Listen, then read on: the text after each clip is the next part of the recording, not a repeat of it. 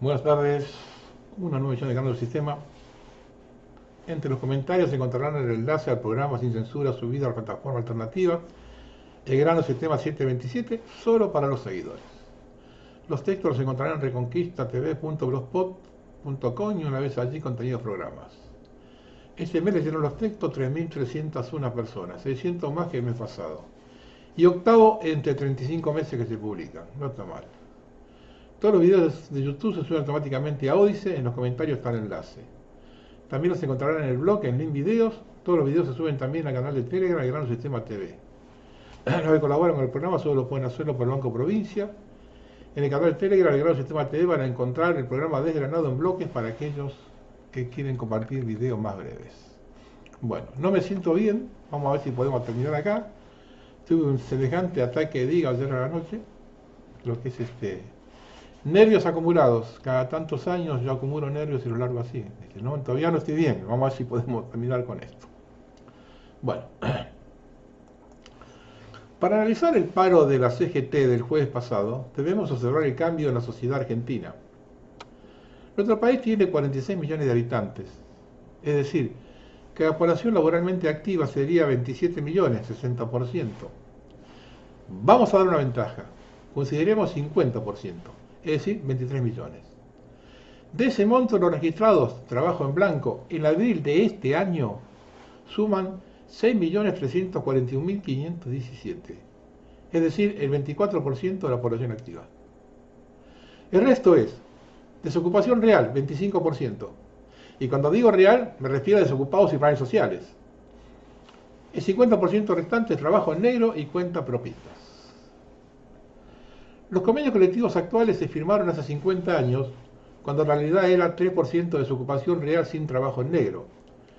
A los más jóvenes les explico. A las 48 horas de trabajo se quedaba efectivo y a los 30 días con su primer sueldo tenía todos los derechos. Podía haber una parte del sueldo en negro, pero nada más.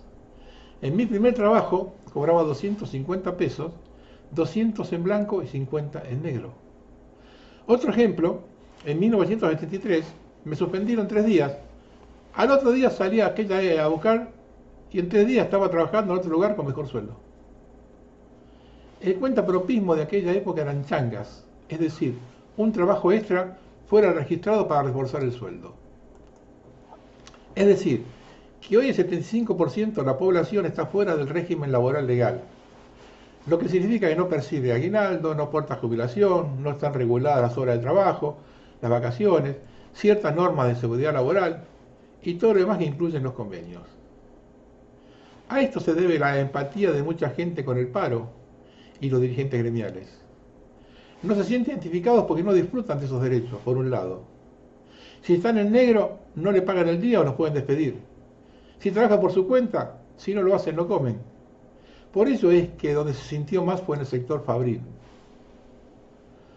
Uno de los peores daños de la ley pasta base es la condonación de deudas y la no penalización a los empleadores que contratan en negro. Es un camino abierto hacia la esclavitud. Lo que están llevando adelante es un ambicioso plan de ingeniería social en nuestro país. Todo está relacionado. Si hay dos cosas que sacan al individuo adelante, es un trabajo digno con todos sus derechos y la educación. Y las dos cosas están siendo destruidas. Aquí nada es casual. Todo está perfectamente planificado al detalle. Un grupo empresario vinculado a la élite global ha diagramado este plan económico de destrucción para convertir a la Argentina en un país bananero. Y cada vez estoy más convencido que ganaron el primero el elector de un personaje como Milei, un showman al estilo Zelensky. Ambos a su manera siguen las directivas para destrozar su país. En nuestro caso, Milei está demostrando que lo que le interesa a esa masa que lo votó ya cruzó todos los límites, con total impunidad. Esta foto vergonzosa que se sacó en Estados Unidos no lo califica a él, sino a sus votantes.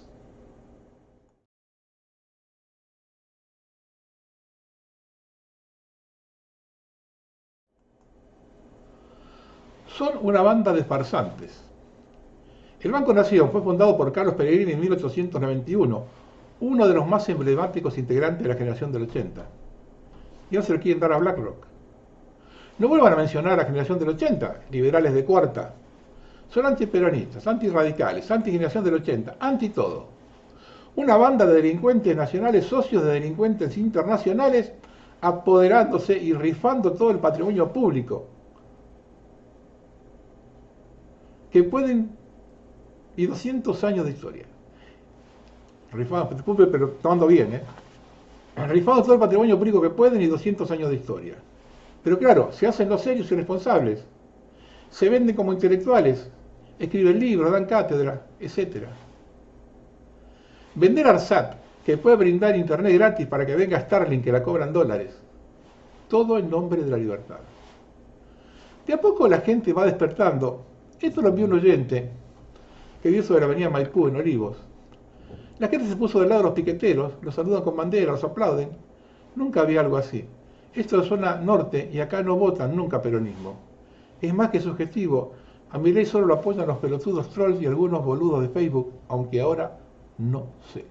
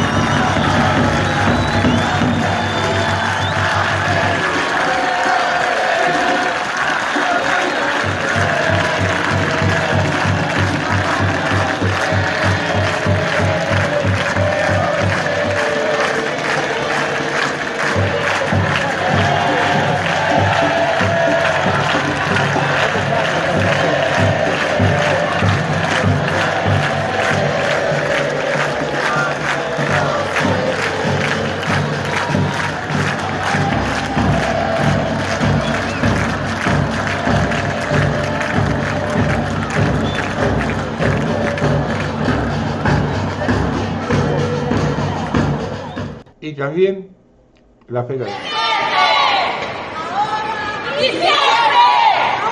¡Diciembre!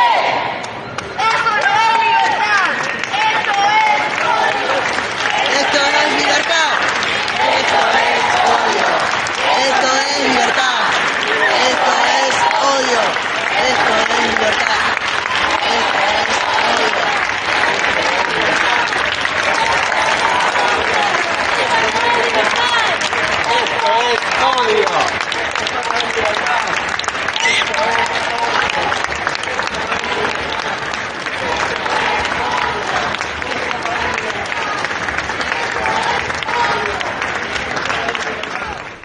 La gente se está cansando. En Quimiri y Santiago del Estero, tras los cortes de luz por no poder pagar las facturas con sumas descomunales, vecinos prenden fuego del edificio de la compañía de electricidad.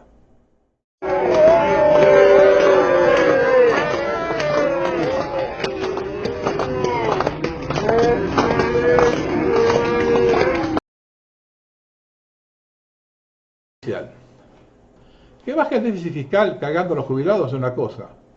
Es algo sin retorno y definitivo, no tiene vueltas. Pero que lo haga sin pagar cuentas, ya no se entiende. En algún momento hay que pagarlas. Y acá hay dos aristas. Le deben a Camesa 1.200.000 millones de pesos, algo así como 1.400 millones de dólares. Camesa es la empresa que concentra la generación y distribución de la energía en nuestro país. Esto quiere decir que el país entero en poco tiempo se puede quedar sin el suministro de energía. Y otro punto es que el Fondo Monetario recibió denuncias de empresas norteamericanas que trabajan en el país a las que no les pagan. Algunas de ellas integran Camesa. Resulta que le van a pedir plata, acá no le pagan a nadie. Esto de tirar todo debajo de la alfombra tiene poca vida, menos cuando estos pulpos dejan de pagarle. Aquí pueden engañar a buena parte de la población con Caputo. Entre que no sé, no me importa y no tengo memoria, Pero no quiere decir que afuera no conozcan el pedregué de los estafadores. Lo colocaron en ese lugar para cagarnos a nosotros, no a ellos. El lunes pasado hubo un serio accidente en el ferrocarril San Martín. Extraño, más en estos momentos. Yo soy lechuza cascoteada y desconfío de todo y de todos. Nadie puede asegurar nada y la verdad no se va a saber. Todavía siguen con el mismo mensaje del choque en 11 en 2012, que fue un accidente, cuando se vio en el video clarísimo el atentado. Fue uno de los primeros programas que hice cuando fui a TV1 pasando el video del atentado. Así que esperar que digan la verdad de este es una quimera. Que en época de querer privatizar ocurran estos hechos llama la atención. Por la duda les digo a los jóvenes y desmemoriados que desde que Menem concesionó algunos ferrocarriles en los 90, ningún privado hizo obra alguna. Los 3 ramales suburbanos sin electrificar siguen igual. Lo único que hicieron fue el tren de la costa y una buena cagada se mandaron a cambiar la trocha. Y no podría enviar una formación desde retiro como hace 60 años. Al concesionario de San Martín y el Roca, Sergio Taselli, ahora en Matterfer, lo echaron luego de un par de accidentes. Se descubrió, entre otras cosas, que pintaba locomotoras y las hacía pasar como nuevas para que el gobierno se las pague. Y acá hay 2 cosas para comentar. Una es la corrupción para pagar viejo por nuevo. Y la otra es que el material nuevo lo paga el Estado.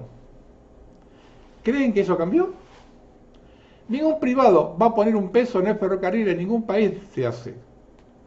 Cuando se liquidaron los ferrocarriles, muletilla era que perdían $1 millón por día. Se cansaron de decir eso. Funcionaban 44.000 kilómetros. A los concesionarios que dejaron en funcionamiento, solo 7.000 kilómetros le daban 2 millones. Así son los negocios en Argentina. Antraps, empresa estatal norteamericana, acaba de anunciar su plan de obras públicas para los próximos 5 años. Solo se dedica a pasajeros. Las cargas las manejan otras empresas. Pero bueno, los equivocados son ellos. El Pollo Sobrero acusa del accidente al gobierno por la falta de inversión. Lleva agua para su molino, pero puede ser. Son instalaciones viejas que deben ser mantenidas continuamente y hace 5 meses que no bajan un mango. Aduce de reclamos que se venían haciendo desde hace 5 años, 5 meses y sin respuestas. Las combinaciones que no son eléctricas del Roca y Mitre y Sarmiento tienen el 50% de frecuencias por falta de locomotoras. El Belgrano Sur con frecuencia de 40 minutos, el Belgrano Norte con 20 minutos. Vamos a terminar como Pakistán, con la gente arriba de los techos.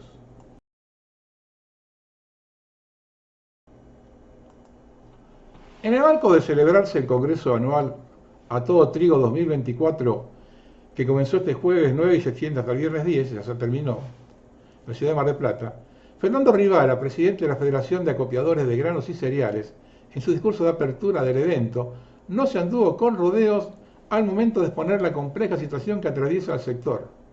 Pero lo que se destacó fue su duro reclamo con un directo mensaje dirigido al presidente Javier Milei y su equipo de gobierno. Me voy a tomar atrevimiento de hablar en nombre del campo argentino, señor presidente, gobernadores e intendentes. En el campo no hay plata, se acabó, miren para otro lado. Resonaron con énfasis las palabras de Rivara al comenzar su alocución en presencia del secretario de Bioeconomía, Fernando Vilela. Concretamente reclamó el recorte de los derechos de exportación que se aplican a los cereales y otros cultivos, a los que se recargan sus costos de producción con el pago de una alícuota del 12%. Esto es ya tirar con munición gruesa. ¿Cuánto tiempo tardará Milei en darse cuenta que lo usaron? Lo peor del caso es que a su hermana le encanta esta vida y van a tener que traer una grúa para sacarla. Argentina tiene índices de caída de la actividad en todos los rubros peores que en la pandemia y en algunos casos peores que Ucrania. Pero la bolsa sube, lo que significa que la timba está todo vapor. Una vez que hagan la diferencia, se van y dejan el muerto, como hicieron siempre, la última vez con Macri. Debemos reconocer que Milei cumplió una promesa de campaña, terminar con las LELIQs. La reemplazó por los pases pasivos. Para empezar, el Banco Central dejó licitar las nuevas LELIQ y decidió usar todos los pases como instrumento de regulación monetaria. Pero ocurre que las letras eran colocaciones a 28 días de plazo, mientras que los pases son a un día de plazo. O sea, esa deuda remunerada del Banco Central se va renovando diariamente y así corre el taxímetro de los intereses que paga el Banco Central diariamente. En lo que va de la gestión Milei, el stock de pases pasivos creció en más de 15 billones, mientras que casi menos de 5 billones de la ley se eliminaron. Es decir, se eliminaron 5 billones y ya se creció más de 15. O sea, que la deuda remunerada del Banco Central creció en ese periodo laxo unos 10.3 billones. Hoy el stock de pases supera los 31.7 billones. Y el pago mensual de intereses implica una emisión monetaria, de más de 2 billones. Entonces tenemos por un lado que se cambió una deuda de corto plazo mensual por una de cortito plazo diario. Y la nueva no ha dejado de crecer. Sencillamente porque el Banco Central debe seguir emitiendo por lo menos para continuar comprando reservas y pagar los intereses. Vale recordar que solo en depósito a plazo fijo, en pesos, el sector privado tiene más de 19 billones. Señores, las letras duplican esto casi ya. Señores, la bomba del tiempo ha comenzado a funcionar. Y la mentira en su máxima expresión. Según gritan a los cuatro vientos, han dejado de emitir. Compraron 15.000 millones de dólares. Hoy el stock de los pases es la mitad de esa cifra. Y todavía no comenzaron a pagar las deudas. La explosión va a ser memorable. En Ushuaia arribaron bancos franceses de guerra con portaaviones y misiles sin autorización del Congreso. Al momento de aparecer sufrieron incomunicaciones de línea telefónica e internet. Llega el portaaviones nuclear George Washington, uno de los buques de guerra más grandes del mundo. Si bien no arribará a ningún puerto argentino por sus dimensiones, se espera que el presidente Javier Milei, junto al ministro de Defensa, Luis Petri, y la ministra de Seguridad, Patricia Bullrich, la canciller Diana Mondino y autoridades de la Armada se movilizan en helicóptero hacia el buque para supervisar estos movimientos conjuntos que se realizarán entre el 29 y el 30 de mayo en cercanías de la base naval de Puerto Belgrano, en Bahía Blanca. Qué curioso, ¿no? La concurrencia de semejante naves junto a las francesas para hacer ejercicios con un país que casi no tiene marina ni aviación. Varias veces manifesté que nuestra frontera caliente es la norte, en especial la paraguaya. Las temerarias detonaciones de fusiles se escuchan claramente. La enérgica persecución de la embarcación mayor a una más chica está más que patente y amplifica el miedo. Así se puede resumir lo que se vio en un video difundido este jueves por redes sociales con un nuevo incidente en el río de la zona de frontera norte con el Paraguay. Allí en la cercanía de Yacyretá reina la violencia, a partir de una situación más que insólita que tiene raíz y desarrollo desde hace décadas. La monumental paradoja de tener una isla argentina, la Pipé, rodeada de aguas bajo jurisdicción paraguaya. Los mapas fueron modificados para la construcción de la represa y nunca más se corrigió la controversial situación. Y los efectos están a la vista. La gravedad del problema y el grado de violencia que se vive casi cotidianamente en las aguas del Paraná frente a Ituzaingó, hasta ahora no tiene solución. Pese a que es el gobierno correntino el que aparece como principal demandante de respuestas oficiales, sean diplomáticas, de fondo o circunstanciales, nada aún. El propio gobernador Gustavo Valdés denunció este caso reciente de aguas limítrofes que involucró a la Armada Paraguaya y pescadores argentinos y que se había iniciado con una intervención casi de rutina del personal de la prefectura de Ituzaingó. A mediados del año pasado, el mandatario había expuesto un hecho violento similar. Lo había detallado en una conferencia de prensa en Casa de Gobierno. Ese incidente tuvo como escenario la zona de Punta Ñaró, frente a las costas de Ituzaingó. Es un hecho profundamente perjudicial para la soberanía de nuestro país, había advertido el gobernador.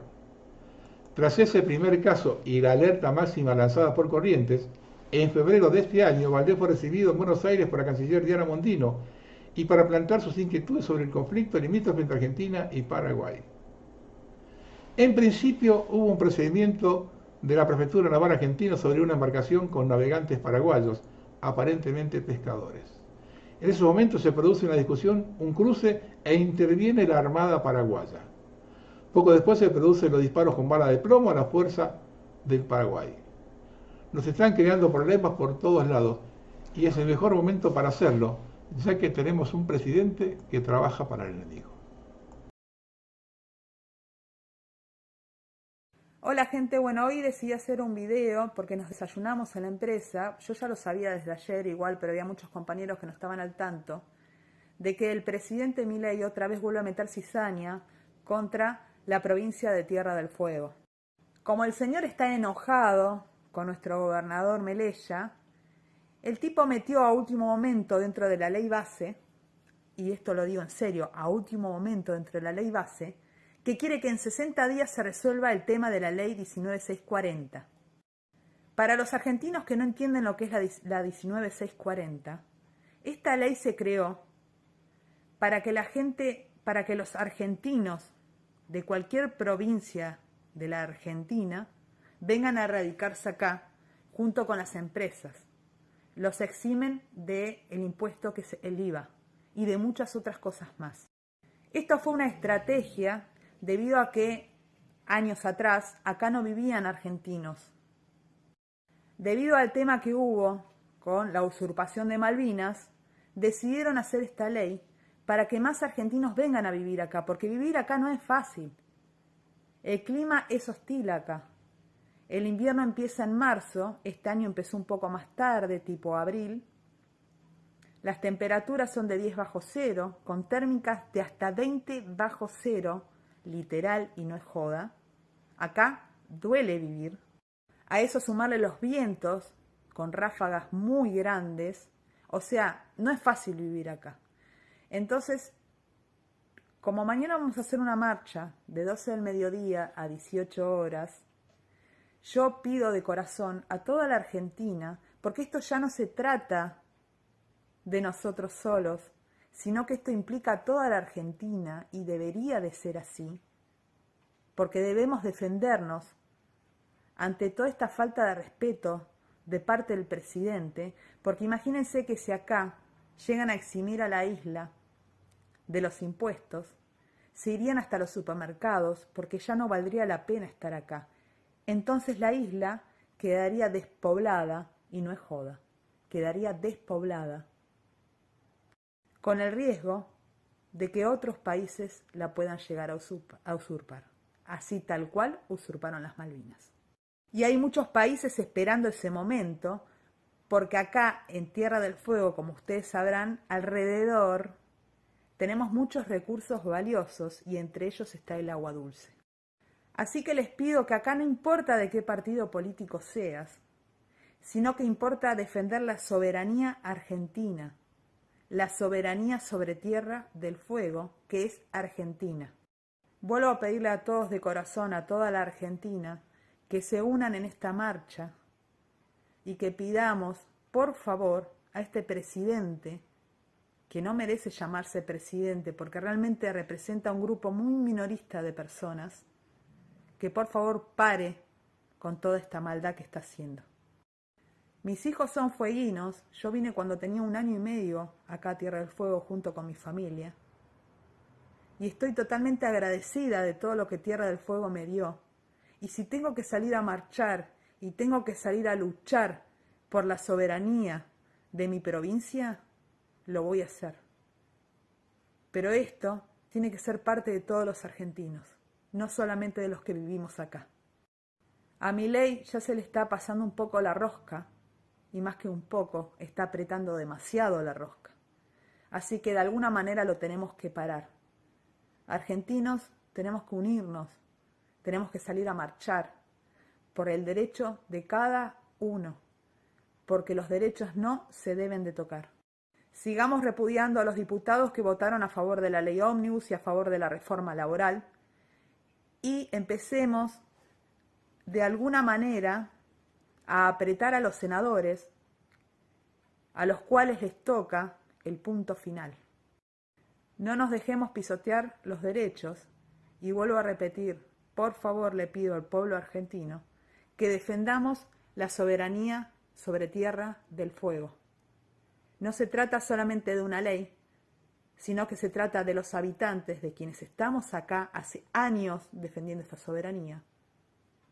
Y sin nosotros, Tierra del Fuego quizás estaría en manos de cualquier otro país, llevándose estos recursos valiosos, valiosos que tenemos. Así que por favor, pueblo argentino, levantémonos una vez más, marchemos y pidámosles a los senadores que no a la ley Bases, que no a la reforma laboral y que no nos quiten la ley 19640.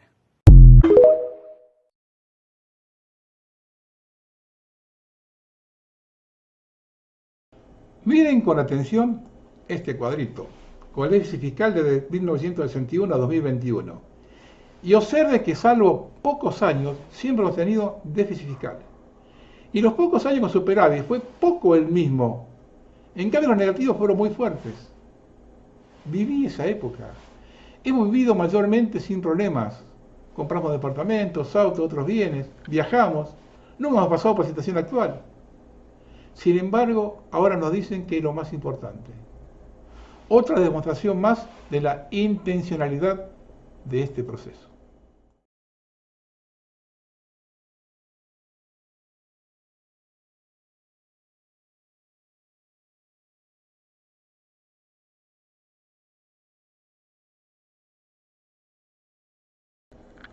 Algunas charlas de Quincho. Recuerden que entre en los textos están las fuentes. Karina Milei y su familia fueron dueños de una sociedad offshore en el paraíso fiscal de Florida llamada Alcari, que no fue declarada en AFIP. Con esta sociedad offshore compraron departamentos en Estados Unidos por $3 millones. Tenemos en el gobierno evasores crónicos. El sábado, 4 horas de mediodía, Milei se reunió en Olivos con Eduardo Einstein. En dicha reunión acordaron que Milei le dará a Einstein la agencia de bienes del Estado. Se quedará con tierras estatales y del ejército. El tema ferroviario no es un tema menor, ¿eh? Ferrocarril tiene cualquier cantidad de tierras. Y cuando se hizo el ferrocarril, se hizo por el centro de las ciudades, ¿eh? Ojo con este detalle. Estos son escándalos sin precedentes. Parece que varias votaciones están adulteradas en la ley ómnibus. De las 200 leyes dentro de la ley ómnibus, la mitad fueron adulteradas por Martín Menem, quien no computó las abstenciones y adulteró el resultado de la votación para incorporar un nuevo impuesto. Las actas no coinciden con las votaciones y la ley ómnibus podría caer. Fuerte pelea de fondo de Milei con Caputo. Reproche porque Caputo no consiguió ninguna inversión. Se peleó con todo el sector de la economía. La deuda creció en $30.000 millones. Caputo en pocos días no formará más parte del gobierno. Estos se están cayendo a pedazos. Javier Milei, enojado con la contundencia del paro, se quedó en Olivos y no fue a trabajar a Casa Rosada. Por eso no participó de la reunión del gabinete de hoy. Milei sí paró. Tenemos un presidente ñoqui que se enoja y falta a laburar, tal como hizo en diputados. Finalmente el programa de Santiago Cuño no saldrá al aire por América 24. Javier Milei llamó amenazando a las autoridades del Canal América para que le den de baja el programa de Cuño. Ante las amenazas dignas de una dictadura, las autoridades de América bajaron el programa. Curiosa visión de la libertad que tiene el presidente, que termina todo su discurso, digo la libertad carajo, ¿mirá? La libertad de Milei. Y la última, el gobierno nacional mandó a compactar autos de Senasa en Chivilcoy, en perfecto estado para comprar nuevos y sobrefacturar. Las camionetas que están destruyendo no tienen ni 10 años, nos están robando y haciendo sus negociados. Corrupción en su máxima expresión, como fue siempre en Argentina.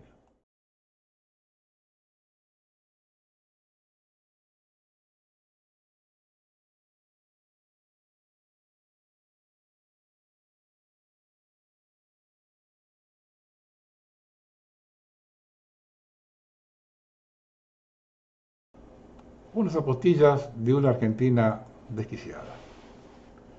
Llegó al Senado la denuncia de los enfermos de cáncer porque sigue sin llegarles la medicación oncológica por culpa de Milei. Ya fallecieron 10 personas en 4 meses. El senador Guado de Pedro pidió informes al gobierno.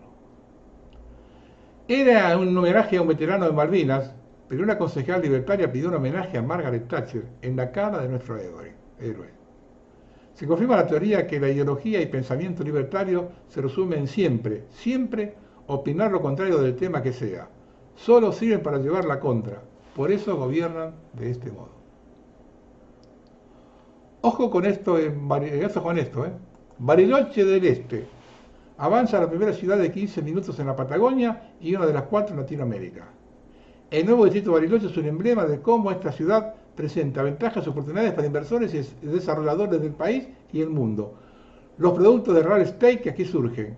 Hay un futuro altamente prometedor, plantea el arquitecto y urbanismo Juan Manuel Valcarcel. El gobierno de Mendoza invertirá más de 6.600.000 pesos en la enmarcación y restauración de cuadros con fotos de Alfredo Cornejo, que serán enviados a todas las dependencias estatales de la provincia. El citado servicio representa el enmarcado a la imagen institucional del señor gobernador de la provincia con banda y bastón de mando y la restauración de cuadros del mismo tenor con cambio de fotografías y terminaciones similares, indica la resolución de su considerando. Y pensá que estos tipos vienen puteando diciendo, hablando del personalismo del Perón, ¿no? Del peronismo de la primera época, ¿no? Y son iguales. Y la última. Cientos de estudiantes brasileños que se anotaron en la Universidad de La Plata cuando se sacó el examen de ingreso piden que se dicten materias en portugués. Estamos para el cachetazo. Vamos a cambiar un poquito el ángulo. En Estados Unidos se crean estrategias para crear redes terroristas. En el otoño de 2024, en Estados Unidos se impartirá un curso de maestría en líneas, curso de seguridad global.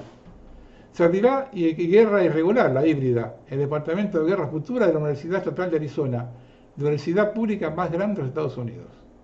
Los cursos tienen como objetivo ampliar el conocimiento sobre las herramientas económicas, políticas, informativas y tecnológicas de la competencia global, sobre la complejidad de una respuesta contundente a un conflicto, manteniendo la paz utilizando los ejemplos de China, Rusia, Irán y otros países. ¿Qué se enseña? Estrategias de guerra irregular, la competencia entre grandes potencias y cómo la guerra en la zona gris afecta a los conflictos modernos, gestión de guerra económica, guerra de información, conflicto de narrativas, lucha por el significado de la información, uso de insurgencias y contrainsurgencias, llevar a cabo guerras por poderes, pensamientos estratégicos, historia y arte operativo, uso del terrorismo, llevar a cabo guerras urbanas, investigación sobre interdependencias armadas. Tenga en cuenta que el módulo Terrorismo e Insurgencia capacita a los estudiantes sobre el uso del terrorismo, los insurgentes y otros actores no estatales, teorías claves sobre el uso del terrorismo como estrategia para el terrorismo de Estado, insurgencias y redes terroristas globales. ¿A quiénes van dirigidos los cursos? Los cursos en línea están dedicados a personas con experiencia militar, diplomáticos, oficiales de inteligencia y políticos, pero el servicio militar no es un requisito para los candidatos. Se requieren candidatos con conocimientos en periodismo, política de seguridad y consultoría en ciberseguridad. ¿No será hora de empezar a revisar nuestros planes de estudio? Largo, vamos a ver si llego. Incluso los más astutos entre nosotros pueden ser víctimas de un engaño bien elaborado, y me temo que esto es precisamente lo que les está sucediendo a muchos occidentales con respecto a las supuestas tensiones entre Rusia y Occidente. Muchos conocen bien las maquinaciones de la camarilla de la banca central y su control sobre Estados Unidos y Europa. Sin embargo, algunos inexplicablemente se niegan a considerar la idea de que los banqueros globales también están moviendo los hilos en Rusia, jugando en ambos lados de la creciente guerra económica. Si cree que Rusia nos salvará del nuevo orden mundial, este artículo es para usted. Si ha levantado las sábanas, ha mirado un poco más profundamente y siente que algo no está bien, del todo bien, en la realidad Rusia Occidental y Rusia, que se está promoviendo, este artículo le ayudará a considerar sus pensamientos. A raíz de la muy publicitada entrevista de Tucker Carlson con Putin y su posterior exhibición de lo que solo puede escribirse como un hombre despistado que balbucea tonterías unidimensionales en admiración por Rusia en un supermercado, nos encontramos frente a una cuestión importante. O Carlson es un maestro en la oposición controlada y desempeña hábilmente su papel en un gran juego de ajedrez geopolítico, o simplemente está experimentando magistralmente a quienes son fácilmente engañados para obtener clics, vistas, atención y dinero. La creación misma de la Rusia comunista fue financiada por los bancos occidentales y reforzada por la ayuda militar del gobierno norteamericano. Estas verdades incómodas se omiten convenientemente en nuestras instituciones educativas, ya que el dominio continuo de la élite monetaria depende de la perpetuación de las tergiversaciones históricas. Muchos conocen bien las maquinaciones de la camarilla de la banca central y su control sobre Estados Unidos y Europa. Sin embargo, algunos inexplicablemente se niegan a considerar la idea de que los banqueros globales también están moviendo los hilos en Rusia, jugando en ambos lados de la creciente guerra económica. Mientras la crisis ucraniana continúa y otras amenazas acechan en el Pacífico y Medio Oriente, ha surgido un consenso peculiar entre los analistas alternativos. Parecen creer que el presidente Putin, Rusia y el santo becerro de los BRICS representan un baluarte contra la globalización y el gobierno de las corporaciones financieras. Quizá la retórica de Putin y la presencia de títeres de la oposición en los medios controlados como Carlson y los influencers de Twitter de los medios alternativos hayan engañado a elementos de individuos despiertos para que vean a Rusia como una víctima de la oligarquía occidental, un valiente caballero blanco, oponiéndose al nuevo orden mundial. Sin embargo, debo informarle que esto no podía estar más lejos de la realidad. La élite monetaria mundial no tiene favoritos, juegan para ganar. No les importan las fronteras nacionales ni las ideologías políticas. Ellos son los titiriteros. Y Putin, como otros tantos, es simplemente uno de sus títeres. Creer lo contrario es ser víctima del mayor de los engaños, uno que podría tener consecuencias nefastas para el mundo en general. El renacimiento de Rusia como federación regional en la década de 90, tras el colapso de la Unión Soviética, fue orquestado por la élite global, con Gorbachev actuando como su títere voluntario. Gorbachev, a quien a menudo se le atribuye el desmantelamiento de la Unión Soviética y el surgimiento de Nueva Rusia, ha sido durante mucho tiempo un defensor de un gobierno global, centralizado, o un nuevo orden mundial, como él lo llamó.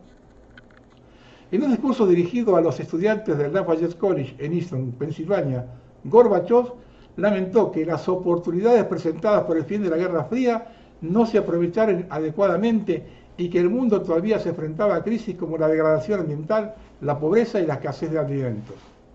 Sostuvo que esos problemas solo podían resolverse mediante el establecimiento de un sistema de gobernanza global.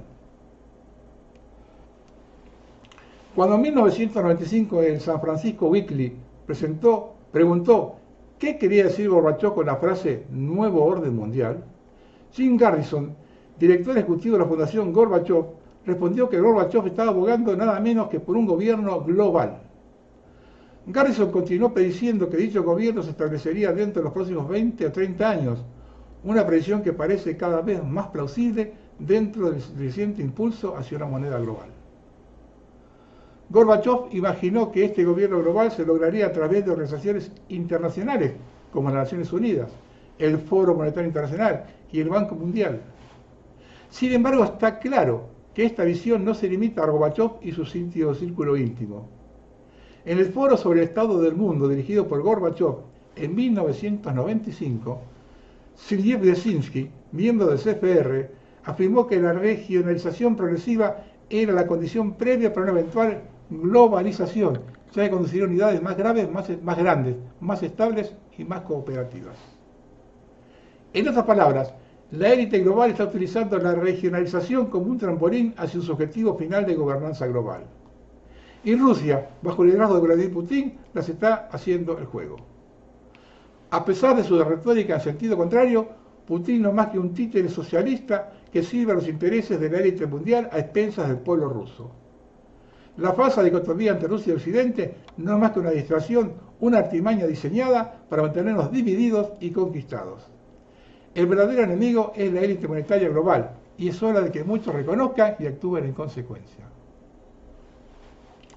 En el libro de Brzezinski, Entre dos edades, el papel de Estados Unidos en la era tecnotrónica, ofrece una imagen clara de la ideología detrás del nuevo orden mundial. Brzezinski afirma que el concepto de soberanía nacional ya no es viable y que se deben realizar esfuerzos más intensos para dar forma a una nueva estructura monetaria mundial.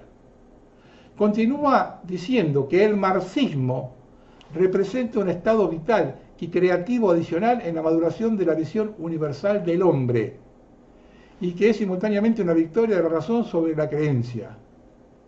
Las opiniones de Brzezinski se alinean con la de Gorbachev, y vale la pena señalar que Brzezinski fue un asesor de política exterior cercano e influyente de Barack Obama.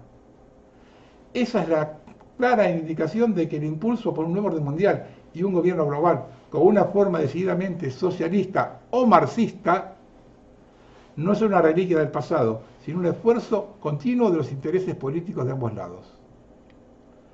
La nueva Rusia fue diseñada para servir como catalizador de la gobernanza global. Pero ¿quiénes son exactamente la élite global que busca establecer este nuevo orden mundial?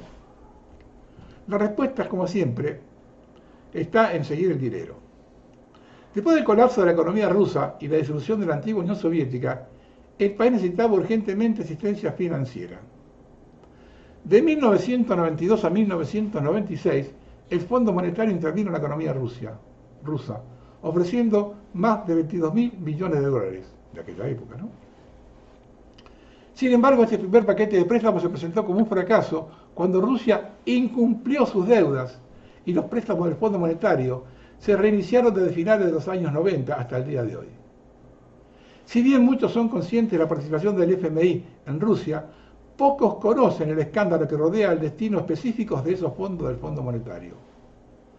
En 1999 se reveló que el dinero del Fondo Monetario había sido desviado hacia las arcas de las élites corporativas, políticos e incluso mafiosos rusos. Se suponía que el dinero se destinaría a la reconstrucción de la infraestructura de la economía rusa. Sin embargo, fue canalizado a menos de la aristocracia y el AMPA criminal. El dinero era desviado y blanqueado a través del Banco de Nueva York, institución fundada en 1784, nada menos que por el agente internacionalista y promotor del Banco Central, Alexander Hamilton. El banco cambió de propietario mediante una fusión en 2007 y ahora se llama The Bank of the New York Mellon. La reacción inicial del Fondo Monetario ante el escándalo fue desviar la responsabilidad, afirmando que no tenían autoridad sobre los fondos una vez transferidos al Banco Central de Rusia. Sin embargo, a medida que surgieron más pruebas de fondos mal administrados o desaparecidos, el Fondo Monetario reclutó a PricewaterhouseCoopers para auditar el CBR, Pricewaterhouse. Bueno, hablaremos otro día de Pricewaterhouse. Los resultados de esta auditoría nunca han sido revelados al público. En 1999 el gobierno ruso reconoció haber ocultado más de 50.000 millones de dólares en el extranjero en un banco subsidiado en las islas del Canal, y una parte de este dinero procedía del rescate del Fondo Monetario. El expresidente del CBR, Sergei Dubinin, sostuvo que el Fondo Monetario conocía perfectamente a los destinatarios de estos fondos. Varios funcionarios rusos, desde el principal auditor estatal hasta el ministro de Seguridad Interna y el fiscal general, presentaron información que respaldaba la evidencia de los fondos del Fondo Monetario estaban siendo canalizados hacia destinatarios no deseados. El presidente del Comité de Seguridad de la Duma afirmó que algunos préstamos del Fondo Monetario ni siquiera llegaron a Rusia, sino que fueron depositados en cuentas secretas en el extranjero de los funcionarios rusos de más alto rango. A pesar de las confesiones y las pruebas, los auditores del Fondo Monetario se negaron a reconocer cualquier corrupción o irregularidad durante sus investigaciones. Se podría suponer que agotarían todos los esfuerzos para descubrir el paradero de sus fondos y las razones de su mal uso. Sin embargo, el motivo del encubrimiento es claro. El Fondo Monetario sabía exactamente quién recibía el dinero. Los rescates iniciales de Rusia tenían como objetivos asegurar la cooperación de la élite política y cooperativa rusa y asegurar que la trayectoria futura de la nación se alineaba con la agenda globalista. Acá paro un segundo. Yo hice un programa 2015, 2016. Sí, ya estaba en TV1, creo. O ya estaba en TV1, o 2014 en TV1. Donde hablé de todo lo que se beneficiaron de la reconstrucción rusa. Cuando cae Rusia, la Unión Soviética, lo único que se mantuvo en pie fue el servicio de inteligencia. Y le entregaron a los muchachos, a los peregrinos que no han muerto. Yo en un programa que hice sobre eso, estaban todos los nombres y las fotos de esas personas que se quedaron con toda la economía rusa. Ahora vemos dónde salió la plata. Sigamos. Si avanzamos al presente, Putin continuó la relación clandestina entre Rusia y el Fondo Monetario. En 2009, Putin abogó por el establecimiento de una moneda super reserva bajo control del Fondo Monetario, utilizando como base la canasta de derechos especiales de giro del Fondo Monetario. ¿Por qué a Putin, supuestamente un líder nacionalista antiglobalista, desearía que el Fondo Monetario, supuestamente una organización controlada por Estados Unidos, fuera el controlador mundial de la economía global? La respuesta es simple. El Fondo Monetario no es una institución controlada por Estados Unidos, es una institución controlada por banqueros. Y Putin es un globalista, no un nacionalista. La separación de Crimea de Ucrania y su anexión a Rusia fue provocada en parte por las amplias concesiones exigidas por el Fondo Monetario para que Ucrania recibiera préstamos. Una de estas concesiones implicó la transferencia de gasoductos ucranianos a la norteamericana Chevron. Los líderes de Crimea acusaron a los políticos de Kiev de traicionar a Ucrania ante los banqueros globales. Sin embargo, la realidad fueron el ministro de Finanzas de Rusia y Putin quienes inicialmente abogaron por el rescate de Ucrania por parte del Fondo Monetario. De hecho, fue Putin quien quería que Ucrania se vendiera a los financieros internacionales, occidentales. El Banco Central de Rusia también es miembro del Banco de Pagos Internacionales, un club exclusivo de entes bancarias internacionales. Fundado en 1930, el BIS sirvió como centro de la globalización hasta después de la Segunda Guerra Mundial, cuando surgió evidencia de que la organización había ayudado a los nazis, financiando la maquinaria de guerra alemana, lavando dinero para funcionarios de la Gestapo y ocultando fondos saqueados de Europa por la Tercera Guerra Mundial. Y antes de la escalada del conflicto en Ucrania, Putin había sido elevado a la categoría de heroico en gran parte de los medios corporativos. La revista Time, una publicación globalista de larga trayectoria, e incluso publicó un artículo de primera plana con el tema Estados Unidos es débil y vacilante. Rusia es rica y está resurgiendo, y a su líder no le importa lo que nadie piense de él. Hoy en día resulta preocupante ver el nivel de admiración y adoración por Putin entre las filas de los occidentales decepcionados. Si bien algunos pueden verlo como un héroe en la lucha contra la globalización y el nuevo orden mundial, la verdad es que Rusia y Estados Unidos son simplemente falsos campeones que se enfrentan en un falso combate de gladiadores pagados por el Fondo Monetario. La guerra contra Siria no fue frustrada por la intervención de Putin, sino más bien por los incansables esfuerzos de los medios alternativos para exponer las mentiras detrás de la insurgencia siria y la participación de la CIA con Al-Qaeda. Es el terrorismo independiente el que merece crédito por desbaratar el plan globalista de utilizar a Siria como desencadenante de una falsa confrontación entre Estados Unidos y Rusia. Recordemos que Rusia entra 8 años más tarde ahí. El aspecto más aterrador, y también entra 8 años más tarde en Ucrania, el aspecto más aterrador de este falso paradigma es el potencial de cooptación de los defensores de la libertad de Estados Unidos. Si nos dejamos atrapar por animar a Rusia o a cualquier gobierno controlado, perderemos de vista nuestra misión de lograr un Estados Unidos verdaderamente libre y soberano. Debemos aceptar que el futuro de la libertad humana descansa únicamente sobre nuestros hombros. No hay otra nación que venga en nuestra ayuda en la lucha contra la agenda globalista, y tampoco los BRICS servirán como un modelo alternativo. Pasar por alto la creciente evidencia, la criminalización de la libertad de expresión en Brasil, los avanzados esfuerzos del CBDC y la identificación digital en Rusia, el inhumano sistema ADIAR de la India, el sistema de social en China, para mantener la propia frágil visión del mundo, parece ser algo común en todos lados del espectro político. Debemos resistir a la tentación de seguir a falsos profetas y protagonistas artificiales.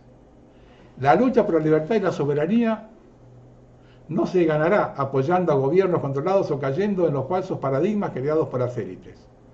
Solo a través de nuestros propios esfuerzos y resistencia podemos esperar lograr un mundo verdaderamente libre y soberano. Cuanto antes aceptemos la realidad, más fuertes seremos cuando comience la lucha. Es un poco largo, pero únicamente una cosa muy bien explicada hace que la gente abra los ojos. Parece que la cosa viene con fiebre ahora. Bueno, vamos a hablar de las inundaciones de Brasil. El ataque de Hart en el sur de Brasil, todo comenzó con extrañas nubes tratadas simétricamente, luego la inundación. Todo esto es muy recordatorio de lo que pasó hace meses en Emilia-Romagna, con la sospecha de sabotaje en las presas. Vean el video de las inundaciones de Brasil.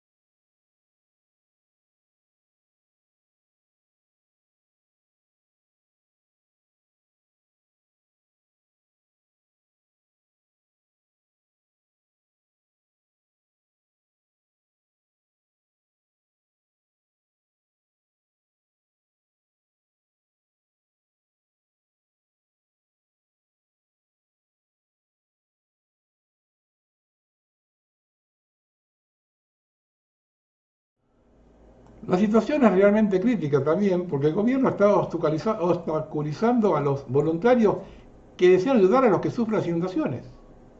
La policía multa a los camioneros diciendo que están sobrecargados y solicitando documentación. Increíble obstrucción estatal durante una calamidad causada por geoingeniería climática. La TV estatal Lobo miente al decir que todas son falsas, pero presentamos las pruebas. Algo muy grave está pasando que pone de rodillas a los agricultores de todos los sectores. Quizá alguien quiere obligar a los criadores a vender a Bill Gates. Todo parece como una calamidad causada con un propósito. ¿Alguien tiene que comprar todo a precios más bajos? El gobierno brasileño pide dinero a los ciudadanos para ayudar a los que sufren inundaciones y luego el dinero desaparece. Aquí hay otra denuncia muy grave de lo que está pasando en el sur de Brasil. Un ataque a la sección de producción agropecuaria y a cultivo de cereales y arroz de todo Brasil. La inundación ha puesto de rodillas a un sector alimentario muy importante para Brasil. Vayan preparándose acá. Los próximos podemos ser nosotros. Observen ahora algunos hechos del giro que está tomando la guerra de Ucrania. El embajador británico y el francés en Moscú fueron llamados de urgencia. La reunión duró 30 minutos. En respeto a la actitud de ciertos funcionarios occidentales, Rusia decidió poner en marcha su sistema de combate nuclear táctico. No solo se golpeará a las eventuales tropas NATO que entren en zona de guerra, sino las instalaciones estratégicas de sus respectivos países de origen. Tengan en cuenta que un arma nuclear táctica tiene una capacidad limitada respecto a la estratégica, pero se da el caso de que su detonación en arsenales nucleares enemigos producirá una destrucción fuera de control. Si Ucrania cae, el ejército estadounidense probablemente tendrá que intervenir en el conflicto. Esta declaración fue hecha por Hakeem Jeffries, líder de los demócratas de la Casa de la Cámara de Representantes. Añadió que hay una creciente facción prorrusa en el Partido Republicano que no quiere apoyar a Ucrania y por alguna razón cree que Rusia no es un enemigo. Jeffrey Hack, Vladimir Putin invadió Georgia, pero no se detuvo en Georgia. Putin no se detendrá en Ucrania, quiere restaurar la Unión Soviética. Fíjense cómo van colaborando al caos global, ¿no? Esto es para que vean cómo se mueven los ingleses. El Reino Unido envía misiles para ser disparados contra Rusia. Son los primeros que provocan todo. Y esta otra, que es la verdadera causa de la guerra. En 3 años de guerra, Rusia gastó 312.000 millones de dólares. Los acreedores de Ucrania han comenzado a apretar las tuercas. Los grandes fondos de cobertura, BlackRock con 9 billones de dólares en activos y PIMCO con 2 billones de dólares, quieren poner fin al periodo de la deuda ucraniana. Exigen cada vez más que Kiev pague y empiece a pagar intereses sobre su deuda.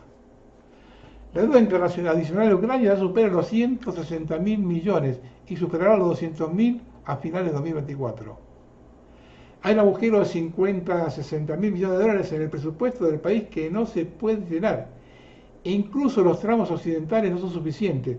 Deberían recortar los programas sociales del país al mínimo indispensable. Por no hablar de gastar miles de millones de dólares en la nueva movilización, además de la apresurada construcción de nuevas fortificaciones en el contexto de la retirada ucraniana del Donbass, necesitamos cada vez más dinero para la guerra y no lo encontramos por ningún lado. Ahora los cobradores de deuda occidentales también se han vuelto activos. Será muy difícil negociar con ellos. No pueden pelear con socios honorables y deben mantener la demanda de bonos basura ucranianos. Desde el comienzo de la guerra han caído un 80%. Peor fue con la anunciada contraofensiva. Cuando esto fracasó, los bonos volvieron a colapsar y evidentemente se han derrumbado por la retirada de Oseguerepino.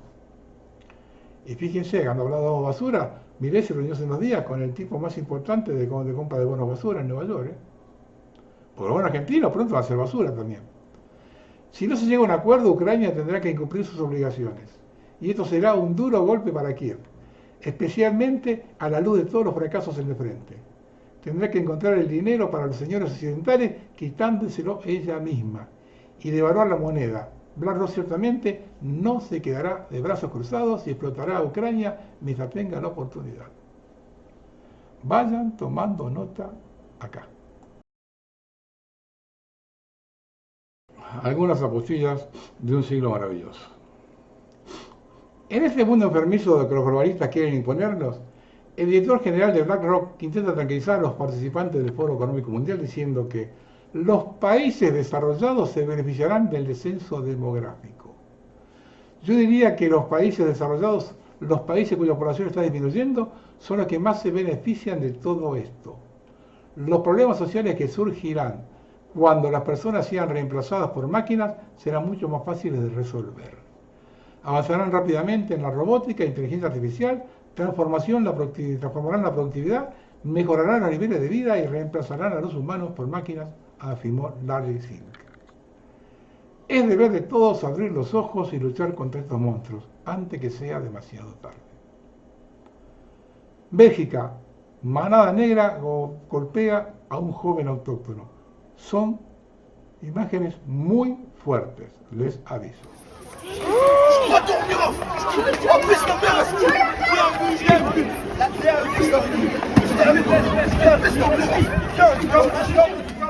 Los contenidos de Telegram quedan bajo control belga.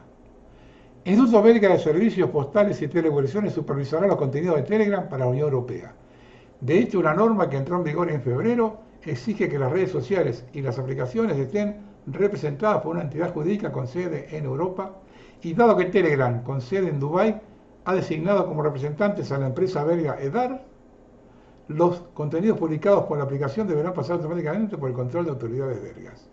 En definitiva, a partir de ahora, ojo con los comentarios de Novax en holandés, alemán, francés y los insultos al mannequin please. Las fuerzas canadienses y la policía local llevan a cabo un control de bienestar puerta a puerta. Básicamente preguntan: ¿cómo estás? ¿Estás preparado en caso de una emergencia debido al calor gigantesco? Además, distribuye los ingredientes por encima de todo lo que necesitas tener en caso de emergencia. Esté preparado porque la preparación para las emergencias comienza. El narrador supone que solo está tratando de acostumbrar a la gente a la presencia de los soldados cuando introducen la ley de marcha. La hipótesis es válida, en nuestra opinión también se puede combinar con próximos desastres naturales. Empresas chinas invirtieron en algunos países africanos. Así es como un jefe chino trató a sus empleados africanos como esclavos. Le aviso, esto así, son imágenes muy, muy fuertes. Les aviso. Hola.